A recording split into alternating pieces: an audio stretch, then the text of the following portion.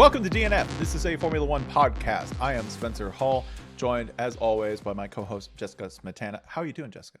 Not as good as you're about to be, because Spencer, you're heading to Vegas in a couple days. That is right. I am going to an F1 event, and naturally, who do we bring in to discuss the Las Vegas Grand Prix but a former backup quarterback for the Wisconsin Badgers?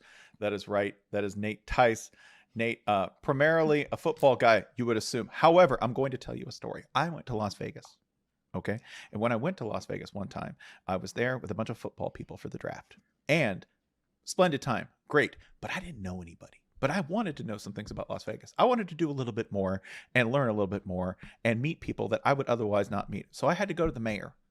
What you don't know about Nate is that he is also the mayor of Las Vegas, a town that for the second year will be hosting this Grand Prix. And Nate knows everyone in Las Vegas. And Nate tuned to the city, a man who understands its back alleys and back streets. There's really no back alleys in Vegas. There's just kind of the roads between casinos, but you get my drift. Nate, a local who we wanted to talk to about what this race does to the town, what it means, and how it really sort of works at a ground level. Nate, thank you for joining us today. Thank you. Thank you for that introduction. Except now I feel like I have a target on my back. Being as someone that's seen the movie Casino, being the mayor of Las Vegas, I don't know, man. you know what happened here too is they had the former mob's lawyer, and I'm blanking on his name right now, but it was the longtime mayor of Las Vegas actually. And then when he retired, quote unquote, his wife then became the mayor of Las Vegas. That's how it rolls in Las Vegas. It's getting a big city now, but there's a little family feel here. Family means a couple meanings here. Yeah, capital F. That's nice. And lowercase f. Yeah, it kind of sounds like Chicago a little bit. But I guess that brings up our first question, which is, what's your favorite Vegas movie? Oh, Casino. Okay. And I am partial to. I do like Vegas Vacation, because saw that in theaters, so I do have like a little feel for that, Mr. Papa Giorgio. But I would say Casino is like one with a hard bullet next to it, and then like maybe Swingers in there, because I'm a 35-year-old white guy, and so maybe that one's in there in some ranking, because just the Vegas scenes are iconic, and lines, the Voltaire, all that kind of stuff that happened in that movie. But yeah, there's a part of you that just still gets kind of weak over the idea of a wallet chain, whether you like it or not, right? Yes. John Favreau's wallet chain. Did Vince Vaughn have one in that one too? I'm certain, and if it's not, it's implied, right? It's there. The line that I quote from that more than I ever thought it was, is when you kind of like, oh man, I just see him, and he just had this guy, and you just punch him in the face, and you just go, good guy though. And I found myself saying that so many times as I meet people, and just say, this guy did this at the combine. Yeah, but good guy though. Yeah, good guy though. Yeah. Sorry. What about the Rugrats vacation film? I'm partial to that one. Yeah. Came on an orange tape, right? Under the radar a little bit, as far as Vegas films go. I am very fond, by the way. It is not a movie, but the TV series Hacks. Oh, love it. Fantastic Vegas content. I need to watch that. I need to watch Hacks. Because it's about you need to watch it. It's about people living in Vegas and kind of how that works a little bit, which is fascinating, because one character does not do well with it at all. Like one character does not adapt to it. When did you decide to move to Las Vegas? How did that happen for you?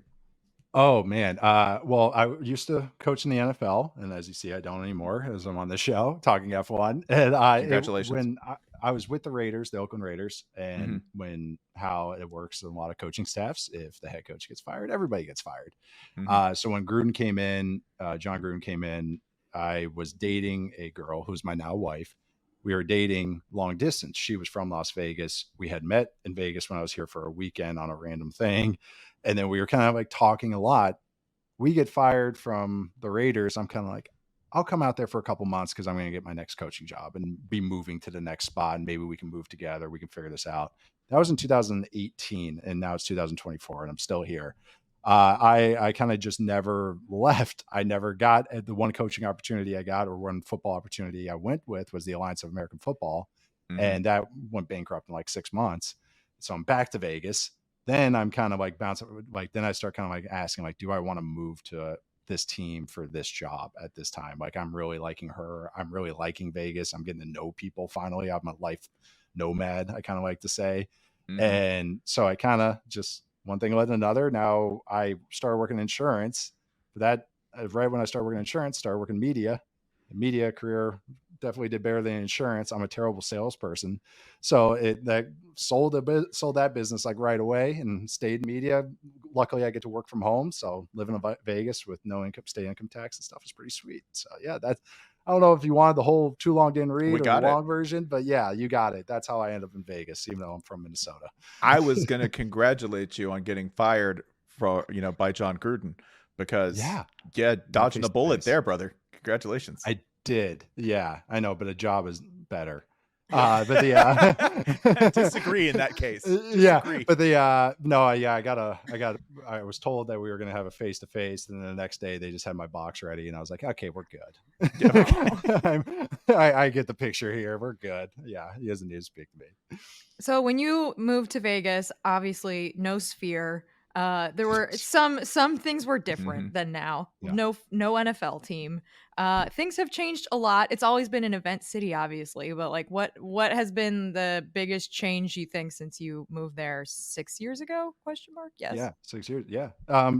Shoot, just even what you're kind of hinting at, like when there's no NFL team, no Allegiant Stadium, the Vegas Golden Knights, that was their first year. Was the year I moved here when they made a Stanley Cup run and lost to the Capitals. So that arena was just brand new, T-Mobile Arena.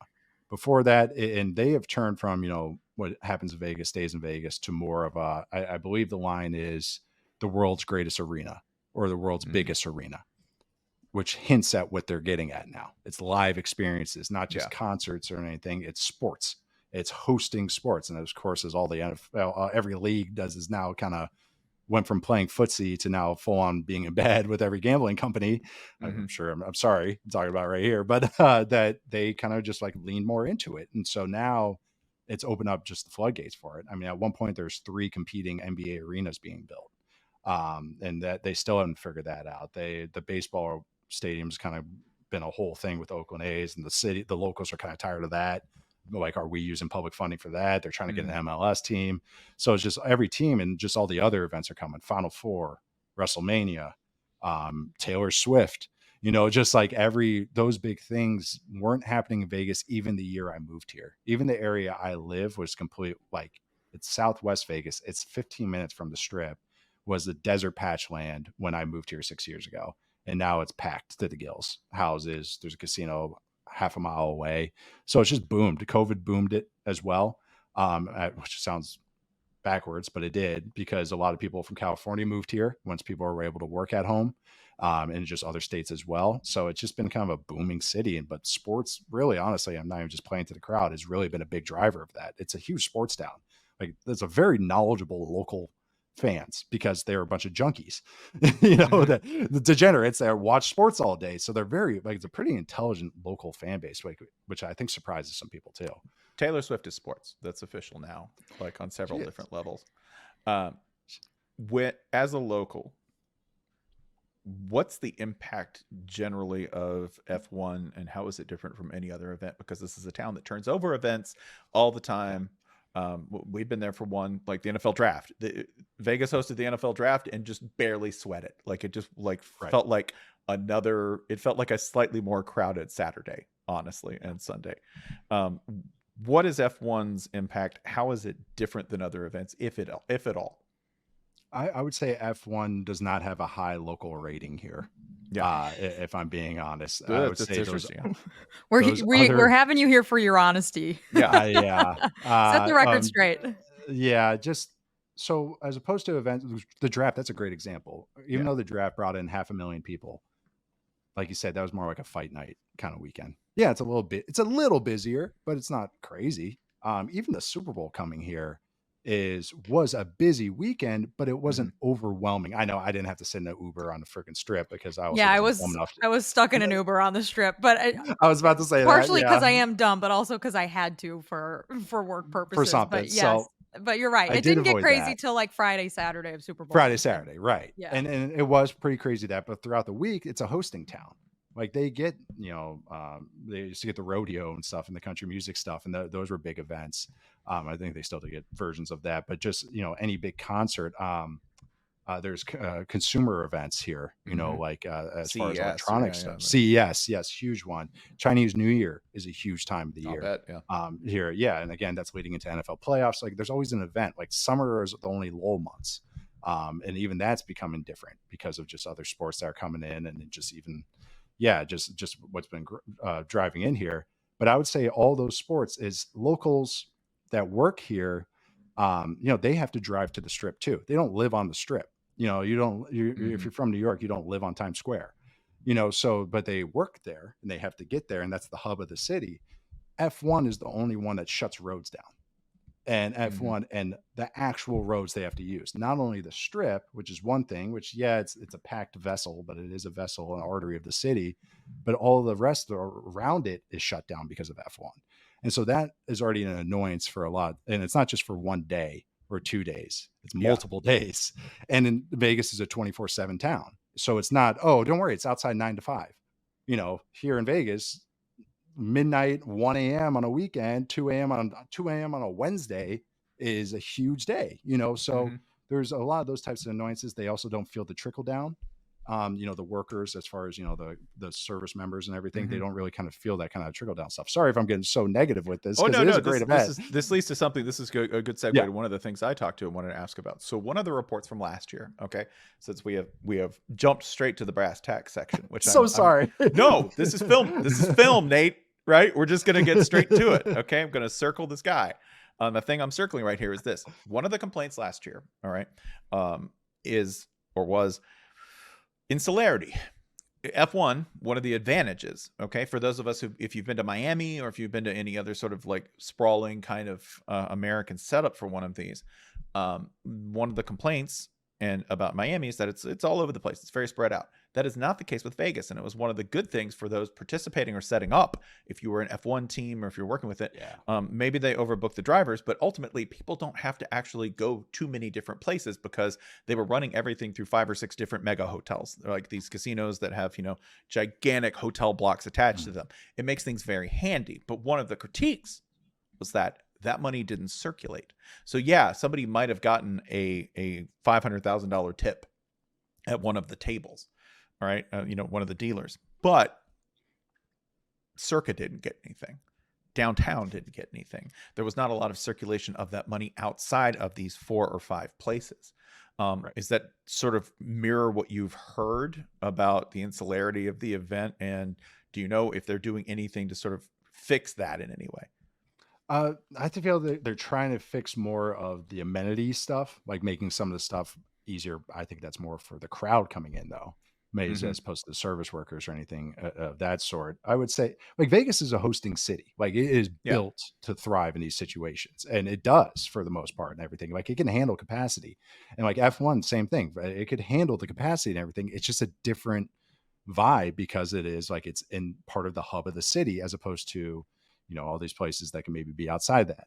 And I would say just the money circulation stuff too is that, they're at these 5 casinos, or really it's just maybe one conglomerate getting all of those with 5 sister casinos underneath it. I'm not exactly sure which one they were, but I'm just throwing that out there. It heavily like mostly concentrated around, just for particulars, the Wynn, Encore, Caesars, right? Like that block, the Venetian kind of that block of casinos, the luxury corridor, as they call it. But that area too is like, those, why would they want to move off of there? Like, the Strip is a pain to move around, as anyone has been to Vegas. Like, if you want to go from one casino to the other, it's like, I'll walk. I can't walk. I'll take a taxi or an Uber.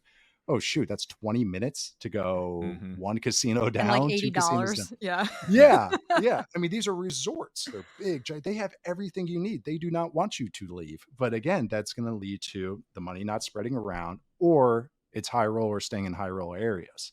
It's not, the draft was great for casinos that, maybe go to more of the working class, I'll say, ones that are going to have 6 jerseys on, like the super fans. And so those guys are going to go and they're going to bet downtown. They're going to go to Golden Nugget.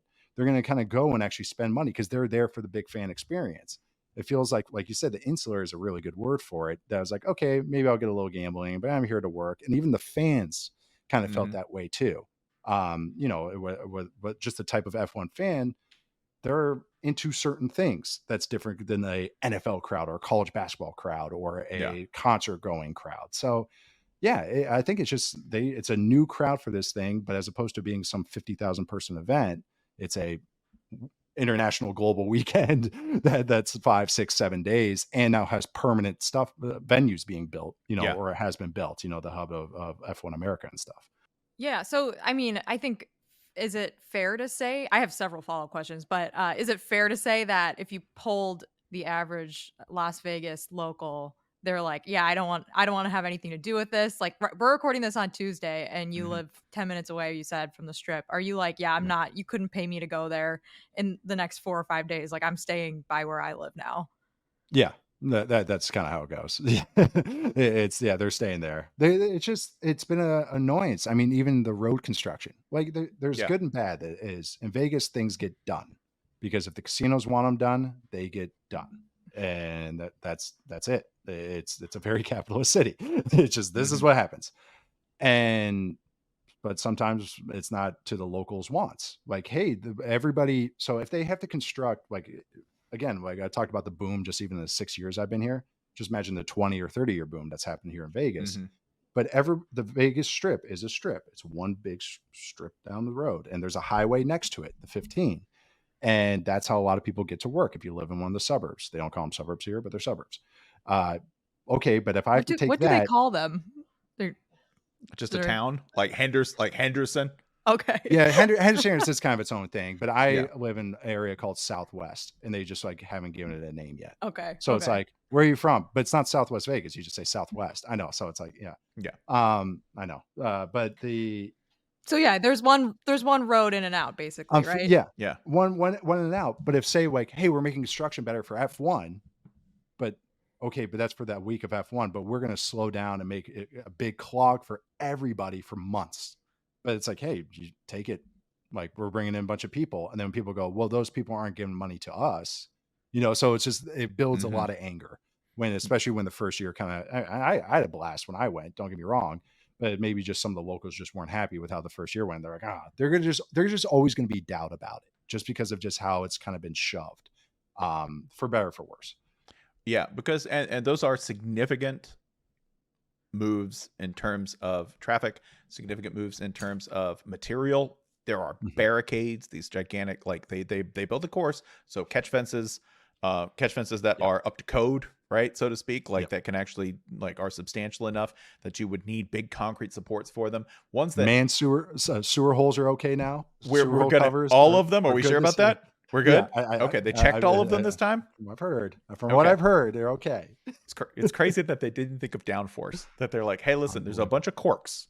And they're all aligned, and we can pop every single one of them if we just run an F1 car over them at speed. I heard that was Nate's job last year, and he forgot to do it. Actually, it was all hands on deck here. Well, thank you. We would have had nothing else to write about, so thank you. Yeah, because that gave you a nice little Thursday night. It did. Fodder, maybe right? something bad's gonna happen.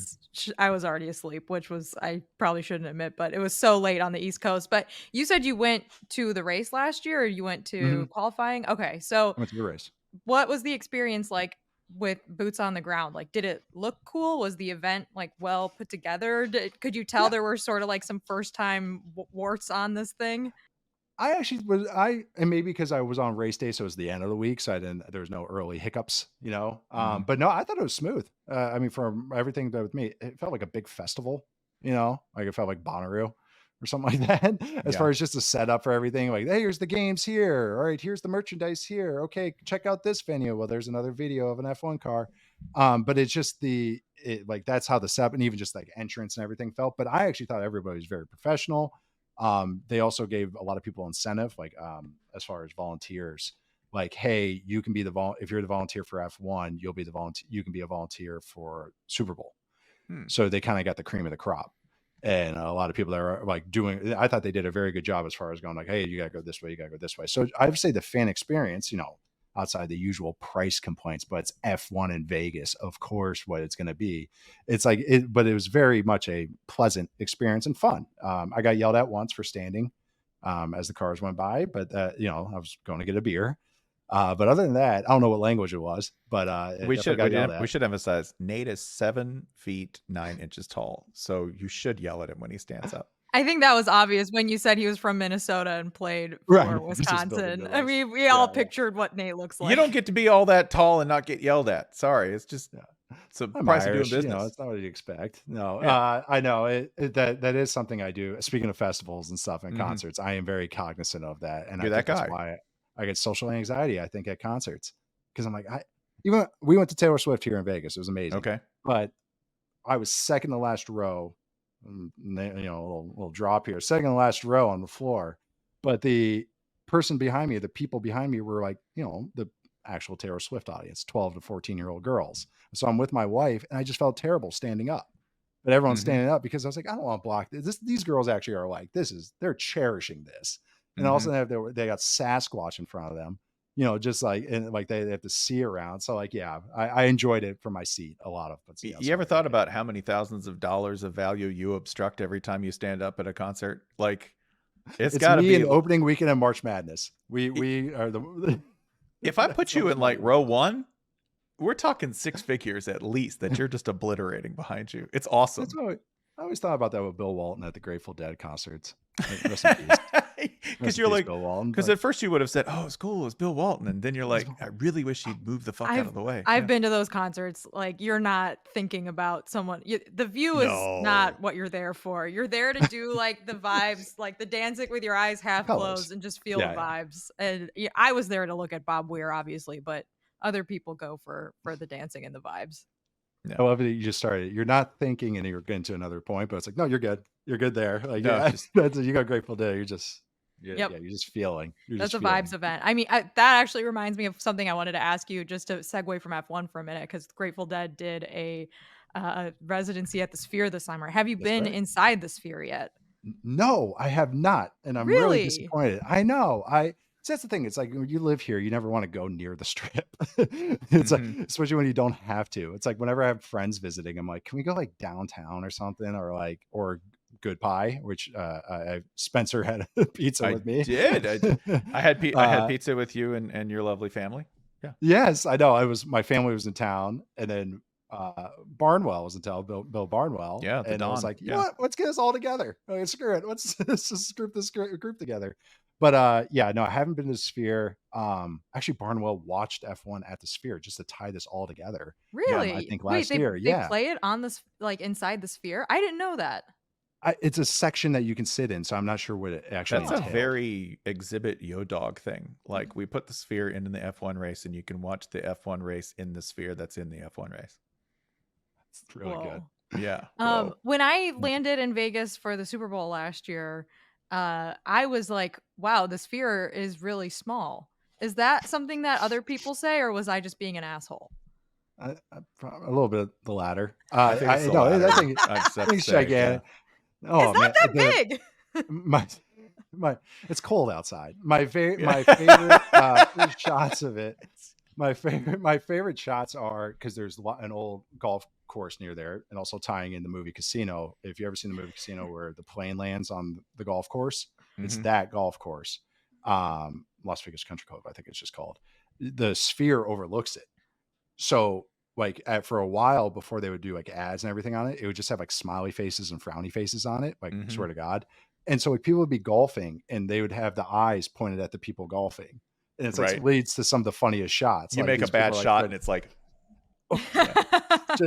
so it's a giant sphere, not a small sphere, that just overlooking you and staring at you at the golf club. Average. It's like, I feel like the way I feel about the Purdue drum, where I'm like, they say it's like this huge drum, but it's not even really that big. I'm writing that down with my imaginary pad. Is it like the Jessica Pantheon? Smetana What are you comparing it to? It could be bigger. I don't know. In my imagination, it was like towering over the city. It's like a little bit of like Statue of Liberty vibes, where you're like, oh man, that thing's got to be ginormous. And then you fly over the Hudson River on a plane and you're like, what? You're like one of those people that sees the Eiffel Tower and cries.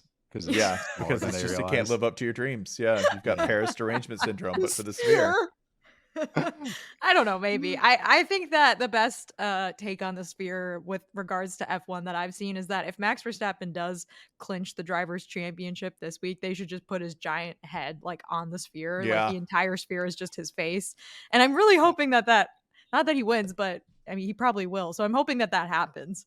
They do fun stuff during the race with it. I will give them credit for that, because they will put the face looking down at the track, right? And when the cars go by, the head goes like. There was a whole thing last year though where they had to they couldn't put red, yellow, or green on it or something because they didn't want to confuse the drivers, didn't want to confuse it. Yeah, for safety signals. They didn't want to do that. Yeah. Because a driver, I mean, you're going 200 miles an hour. I thought it was a bird in a glass stadium thing or something. No, that's like the that. Minnesota. No, they don't care. Football stadium. They do not care about that. Yeah. Okay. No, I was saying for the drivers. The drivers are the birds in this case. Oh, okay. I guess they're following the color. So the local, it is not a misconception to say the locals are not huge fans of F1. Are there misconceptions about the way that Vegas locals are perceived by other people that you want to clear up? That like, oh no, we're not a bunch of curmudgeons. We love the tourists. We just don't like when our roads are closed. Is that what it is? Yeah. Yeah, I think it's just more they're annoyed. It's like if you hit a bunch of traffic on your day to work, and you got to remember these people, this is their 9 to 5. Sometimes their 9 to 5 is 9 p.m. to 5 a.m. on the strip. That's what they do.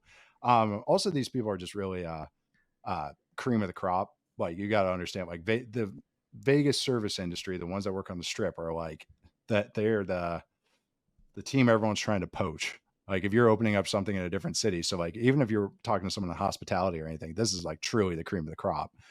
So if you're getting some wonky service or some, look in the mirror a little bit, like, you gotta understand sometimes. I know it's not 100% hit rate, but with these Vegas, employees, but they're really good at what they do, especially if you're going to a nicer spot. I would say it's just that they're locals too. They're people too. Like, I mean, shoot, Miami is probably a pretty good comparison. Probably sometimes how they get annoyed with how outsiders treat their area that they live. Except we always have traffic here, even when F1's not in town. So we're all just miserable 24/7. The joke is that how would you know in Miami that there's an F1 race going on? that too. It is so far away. Vegas is as someone that's lived truly around the country, and kind of had, sometimes it's tough when you only live in a spot for 2 years because of coaching or scouting. It's like, it's actually been pretty cool to like make friends here in Vegas, because it's a lot of people like that. There are people that went to high school and everything here, like my in-laws. But there's a lot of people that have moved here, much like me, like I have last 6 years, last 10 years, last 15 years. It's actually kind of nice where it's like, it's all us, we're in the same boat. It's not the same people that have been friends since kindergarten whose kids are best friends, and then their parents were best friends. It's not a lot of that, which is good. Don't get me wrong. But as someone that never got to enjoy that, it's kind of nice kind of being here in Vegas with that. But I would just say there's a lot of locals here, like people that live here when I say that. And they're very good at their job and stuff, but they can be annoyed too. Like sometimes Disney World isn't always great as well. But yeah, no. Yeah, it's full of kids. I love being a Vegas local. Yeah, it's full of kids. Vegas is now too. Also, at Disney, you're never going to be up. You're never going to be up at Disney. You're always going to be down. In Vegas, that's true, brother. Got a chance. Disney Casino is a interesting idea. Edit that out. I'm going to pitch that to someone. I don't. No one steal that one. Okay, bucks. You kind of alluded to this earlier, but like, if there was something that could be changed about the event or the traffic flow or like anything that you think would make the locals embrace F1 more, like what do you think that thing could be? Oh man, I'm not the person to ask for this, because I'm a big believer in just deal with it, kind of that line of thinking. Very laissez-faire, live and let live. Yeah, live and let live. And I don't have to deal with it as well because I get to work from home. So again, I'm not the best person to ask. I would say something that not only F1 has missed, but even like the Raiders a little bit, is some of that local outreach and being like, hey, they kind of just dropped in and said, all right, we're here. Like, kind of like make way, as opposed to like the Vegas Golden Knights. And yes, they won right away. But they also like the whole year leading up, they were like going to elementary schools, going like educating, doing youth camp kind of stuff. Yeah. So I know, so for F1, I would say is maybe just build like local grassroots actually liking it, as opposed to just maybe some gamblers and everything, or people coming out of town. And yes, there's a ton of fans here at F1. I go to an Italian deli down the road. They got Ferrari stuff everywhere. They got all the, they've had it. That was actually my first exposure to someone watching F1, was going to an Italian deli down the street. But they have that here, but they don't, it feels like its own event that happens to be in Las Vegas, as opposed to a Las Vegas event, if that makes sense. It's like, it's there with the strip in the background, but it's not in Vegas. And that, what I think is, I don't know what the answer is, but I think it's just more, I don't know if it's education, sounds like such a bad word, but more just going like, hey, we love you guys too. Yeah, we love you guys too. Just local outreach. I sound like a DECA project in high school or something like that. No, But, I think this makes sense. I get what you're saying. Like you know, sort of like a very fancy big racing series just sort of dropping down into your city without doing any of the sort of legwork is what you're saying. Yeah. And especially when they're committing here and building things here, like it was a multi-year contract, and also hey, we're coming on these dates, and also, we're building at a local, the pit is going to be permanent, and we're building it right there in smack dab in an area. That's also an area that a lot of people park in. If you work at MGM, that area that they built the pit, the permanent stuff, and the headquarters down there, that was an area where a lot of locals would park to go to work at a casino. And also it was one of the back roads. So for like a whole year, that was another thing too. It was like, you're disrupting the back roads now. So again, but like those little things, it's like, hey, if you're going to be here, all right, be here, as opposed to just being, just some outskirts thing. I have a question for those who may be going to the race, where you can flex your locals muscles here. I need you to tell me one thing that they can see that may not be on the strip, or that may be on the strip. So it's just something that they can see. One place to eat that they might not otherwise hit. So yes, it's very cool that every casino has a $150 a plate restaurant where you can go and order the most expensive bottle of wine you will ever order in your life. But someplace that's not that. Okay. We already mentioned the pizza place, which I would highly recommend. But one place that they can go to eat that may not necessarily be that thing. And that's it. I'm giving you the twofer. So, oh man, I don't. There's a place called. It's actually near that pizza place, Good Pie, which I can't recommend enough. It's great. And that whole local area. I shouldn't give this because it is a locals area, but it's called Main Street. It's downtown Las Vegas. They threw a bunch of hipsters at it, and it's good now. And it's called the Arts District. But that Main Street area has another place called Esther's Kitchen, which I highly recommend. Somewhat near there.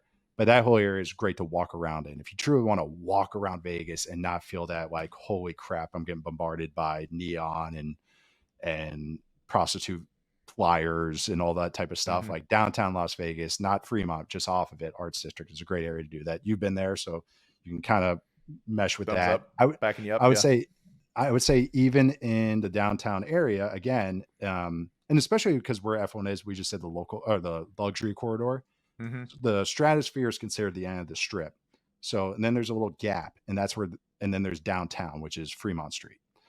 That gap is what I'm talking about. So it's like in between downtown and it's there. Like the Arts District, right?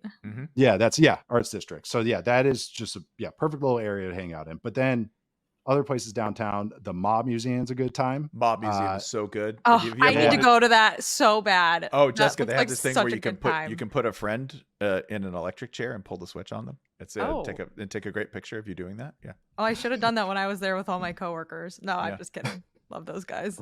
Love them. The best. And there's a speakeasy in there, a prohibition bar or whatever you want to in the basement. In there. Yes, that's really fun. And then there's the Neon Sign Museum is near there too. And that's just the old neon signs that used to be on the casinos.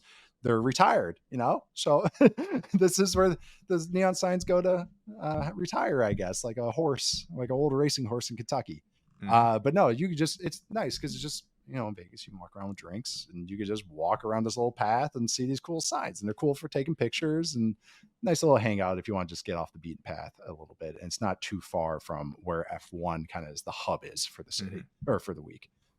Which you mentioned, like, the giant resorts obviously have everything you need inside of them. If you had to live in one giant Vegas casino, which one would you choose? It's an evil question. Probably the Wynn. Wynn's probably the high end one. Are you doing that for the golf course?